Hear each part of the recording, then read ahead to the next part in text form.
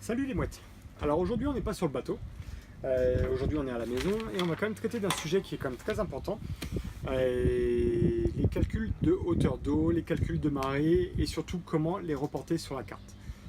Pour certaines personnes ça peut sembler très simple, pour d'autres personnes ça peut sembler très compliqué, fastidieux, ennuyeux et tout ce qu'on veut, mais ce n'est pas aussi difficile que ça en a l'air. Si vous m'accordez quelques minutes de votre temps, si ça se trouve vous allez changer d'avis sur les calculs de marée. Deux petites parenthèses avant de commencer. La première, pour vous dire, donc ça c'est la technique que j'utilise, qui moi me convient très bien. Si vous avez une autre technique, libre à vous, on est là pour partager. Deuxième parenthèse, juste pour vous demander de vous abonner à ma chaîne si ce n'est pas déjà fait. Juste en dessous là vous devez avoir un petit onglet abonnez-vous. Si vous cliquez dessus, ça vous permet de vous abonner, c'est gratuit. Vous, ça ne vous engage à rien. Moi, par contre, ça me fait plaisir. Je suis toujours content de voir que la communauté grandit jour après jour.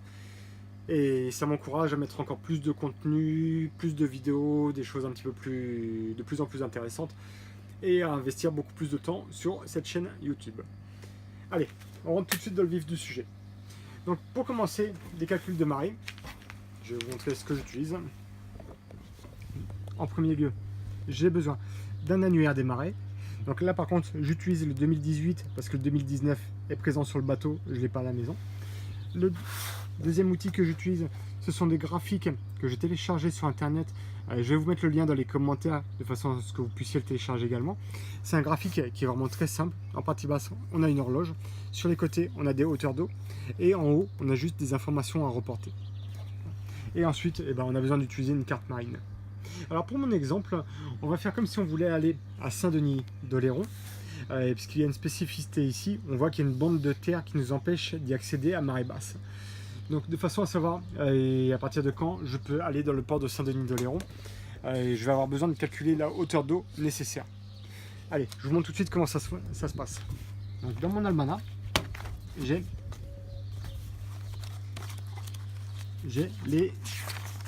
dans un premier temps, j'ai les ports de référence. Donc là ici je vois j'ai Boulogne, Le Havre, Cherbourg, Saint-Malo et ainsi de suite.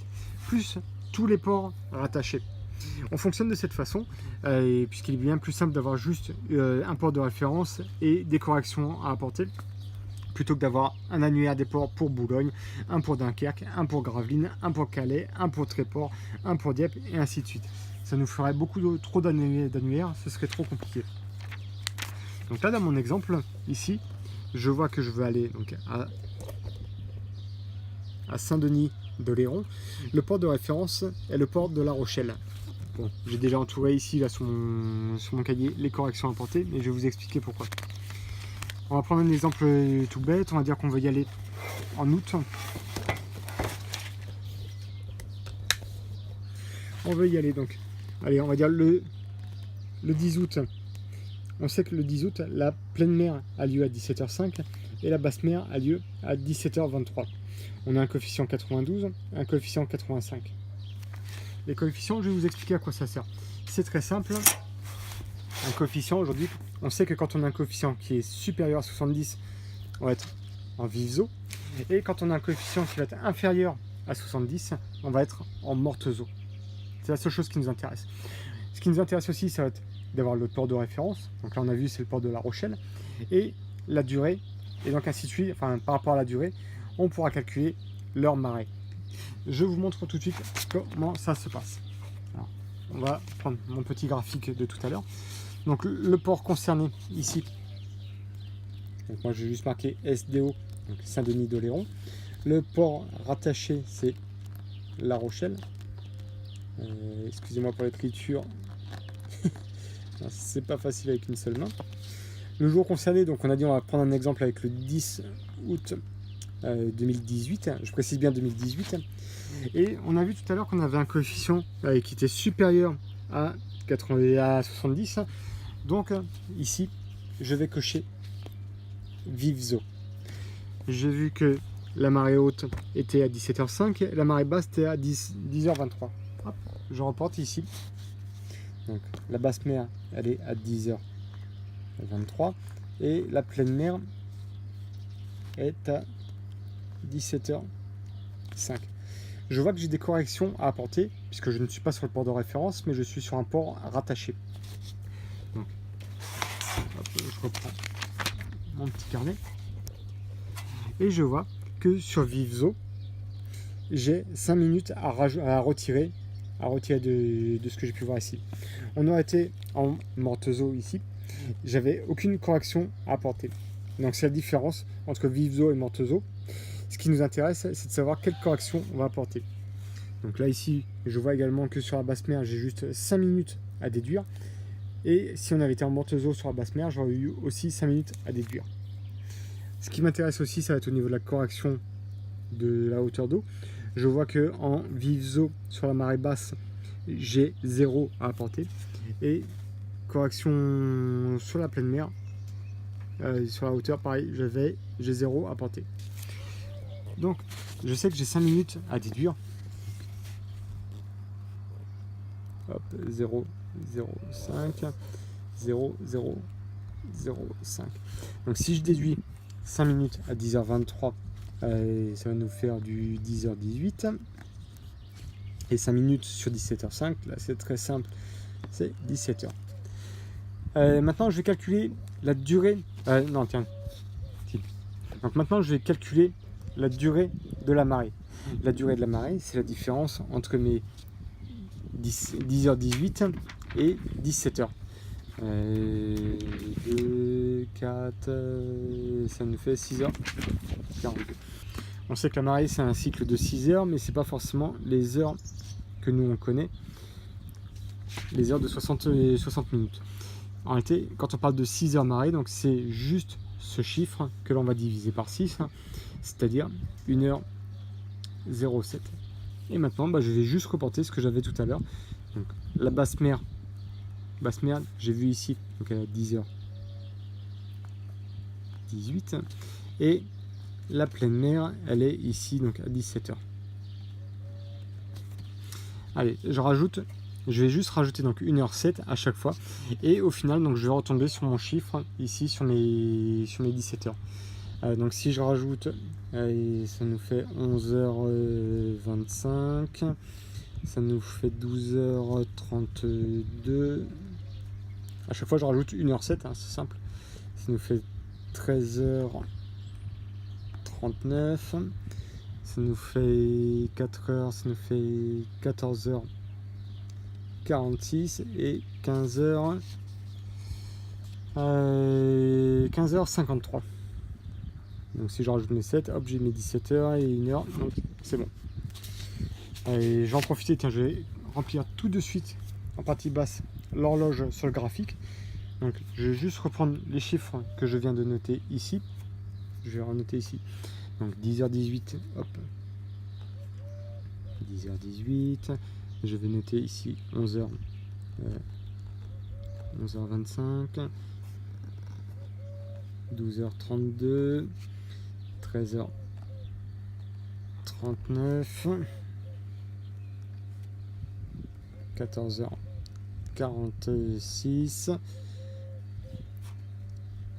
15h53 et 17h. Hop. Donc là, tout à l'heure, quand j'ai regardé la correction pour les hauteurs d'eau, donc j'ai vu que pour Saint-Denis-d'Oléron, en Vivzo, j'ai 0 à apporter. Et en Vivzo sur la basse mer, pareil, j'ai également 0 à apporter. Donc là, je reporte sur ma carte, donc sur mon graphique, le double 0. Et je vais reprendre mon exemple ici sur mon annuaire des marées, donc toujours au mois d'août, le 10 août. Je vois que le soir à la pleine mer j'ai 6,20 m et que à la basse mer j'ai 1,25 m. Je reporte sur mon, donc à basse mer j'ai 1,25 m et à la pleine mer j'ai 6,20 m. Vu que je n'ai pas de correction à apporter, ça change rien du tout. C'est 1,25 m, 6,20 m. Je reporte sur mon graphique ici, donc 1,25 m, 6,20 m.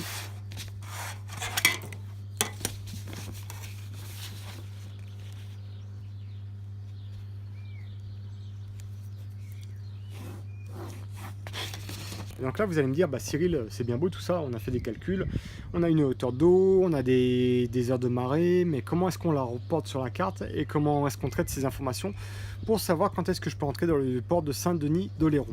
Et ben, je vais vous montrer en tenir Saint-Denis-d'Oléron. Déjà, en premier lieu, quand je regarde ma carte, je vois qu'il y a plusieurs informations. Il y a du bleu, donc ça correspond à de l'eau en permanence. Du vert, donc ça veut dire que c'est de la terre qui peut apparaître aux plus basses marées. Et du jaune ou du marron qui correspond à la terre. Tous les chiffres que je peux voir sur la carte, que ce soit le 0, 3, 3,7, 1,2 et ainsi de suite, tous les chiffres que je vois, c'est la profondeur que je vais trouver à cet endroit-là. Si je vais à cet endroit-là par une marée avec un coefficient de 120, 120 c'est un coefficient qui est extrêmement rare. S'il y en a une dans le siècle, c'est déjà très bien, mais c'est rare d'avoir un coefficient 120. En général, le plus gros qu'on ait vu de mémoire, je crois que c'est 119. Donc à marée basse, avec le plus gros coefficient jamais vu, j'aurai 0,9 ici, 1 mètre, 0,06, 0,3 et ainsi de suite. Par contre, donc, tout ce qui apparaît en vert sur la carte, c'est la terre qui va apparaître à marée basse. Et quand je vois que j'ai un petit trait sous le chiffre ici, donc 0,08 ou 1,1, c'est la partie émergée de la terre qui sera présente à ce moment-là. Ça veut dire que là, il y aura 1,10 m de terre à cet endroit-là à marée basse, 0,8, 1,2 m et ainsi de suite. Donc cette information va me servir dans le sens où moi, si je vais aller au port de Saint-Denis-d'Oléron, je sais que donc, mon bateau, il fait 1,25 m de tirant d'eau. Ici, sur la carte, je vois que j'ai besoin de 1,20 m d'eau supplémentaire. 1,20 m d'eau supplémentaire. Et on va calculer une sécurité. On va calculer 1 mètre de sécurité supplémentaire. Donc là, finalement, pour accéder à Saint-Denis-d'Oléron, je vais avoir besoin d'une hauteur d'eau de 3,45 m. 3,45 m, si je reporte sur ma carte ici, 3,45 m, je vois que c'est juste ici. Et si je tire une droite sur mon horloge en dessous, donc je vois 12h32, 13h39. Ici j'ai la demi-heure, j'ai 3 quarts d'heure. Allez, à la louche, c'est pas non plus à la minute près, mais à partir de 13h20, je vais avoir la hauteur d'eau nécessaire pour pouvoir rentrer dans le port de Saint-Denis-d'Oléron avec une sécurité de 1 mètre. Parce que j'aurai mon tirant d'eau, j'aurai la sonde que j'ai vue tout à l'heure, plus ma sécurité. Mes 3,45 m seront présents à partir de 13h20. De 13h20 jusqu'à la pleine mer et jusqu'à ce que la mer redescende dans l'autre sens, j'aurai assez d'eau. Maintenant, admettons, je veux faire les choses un peu différemment, je ne veux pas forcément rentrer dans le port.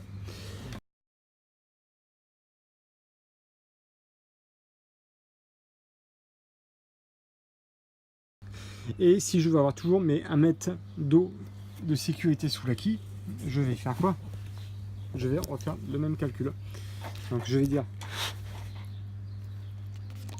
j'ai besoin de 1,25 m, donc ça c'est mon tirant d'eau.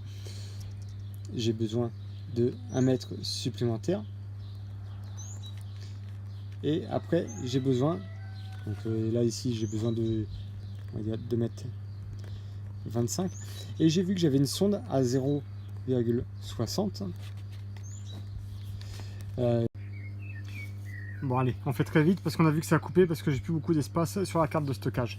Donc admettons, j'ai besoin d'aller à un endroit. Donc j'ai toujours mes 1,25 m de tirant d'eau, j'ai toujours 1 mètre de sécurité, j'ai besoin de 2,25 m.